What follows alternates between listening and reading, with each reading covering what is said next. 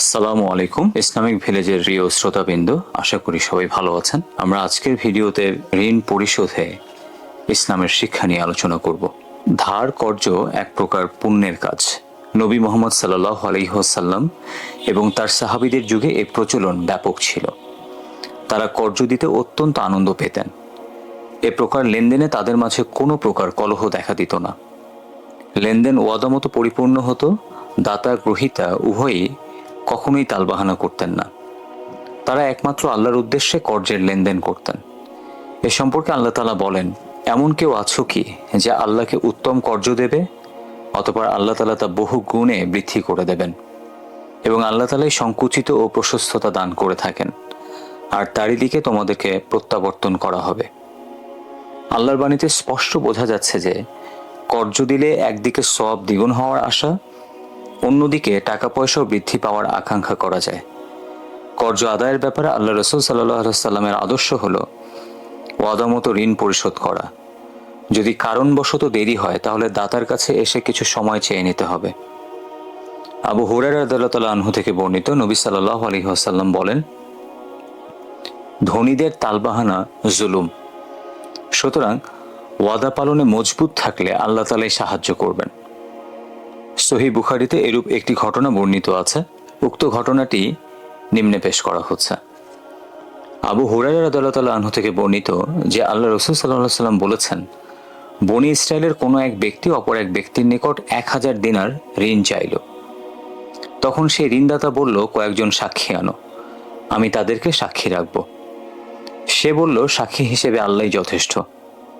তারপর ঋণদাতা বলল, তাহলে একজন জিম্মাদার উপস্থিত করো। সে বলল, জিম্মাদার হিসেবে আল্লাহ তাআলাই যথেষ্ট। ঋণদাতা বলল, তুমি সত্যই বলেছ।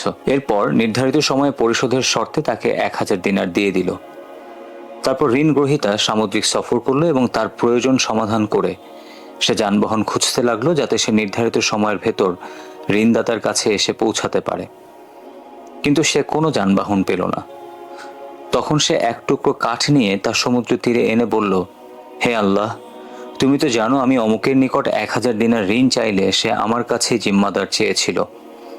আমি বলেছিলাম আল্লাহই জিম্মাদার হিসেবে যথেষ্ট। এতে সে রাজি হয়। তারপর সে আমার কাছে সাক্ষী চেয়েছিল।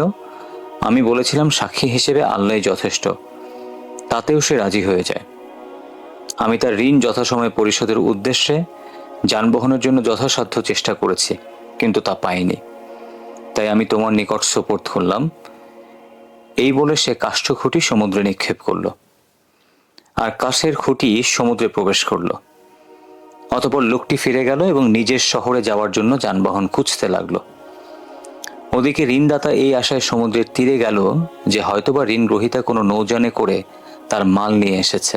তার দৃষ্টি কাঠের খুঁটির উপরে পড়ল, যার ভিতরে মাল ছিল।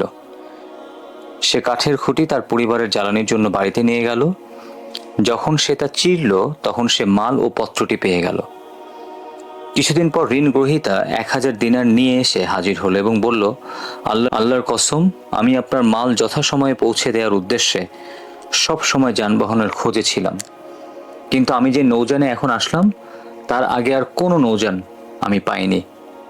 ঋণদাতা বলল, তুমি কি আমার নিকট কিছু পাঠিয়েছিলে? ঋণ গ্রহীতা বলল, আমি তো তোমাকে বললামই যে এর আগে আর কোনো নৌযান আমি পাইনি। বলল, তুমি কাঠের টুকরোর ভিতরে যা পাঠিয়েছিলে তা আল্লাহই তোমার পক্ষ থেকে আমাকে আদায় করে দিয়েছেন। তখন সে আনন্দচিত্তে 1000 দিনার নিয়ে ফিরে চলে এলো। সুতরাং আমরা এখান থেকে কয়েকটি শিক্ষা পেতে পারি। প্রথমত, ঋণদাতা ও গ্রহীতা উভয়ের কর্তব্য হল ঋণ দেয়া নেয়ার সময় সাক্ষী ও জিম্মাদার গ্রহণ এবং পরিশোধের সময়, তারিখ, মাস ও সন উল্লেখ করা।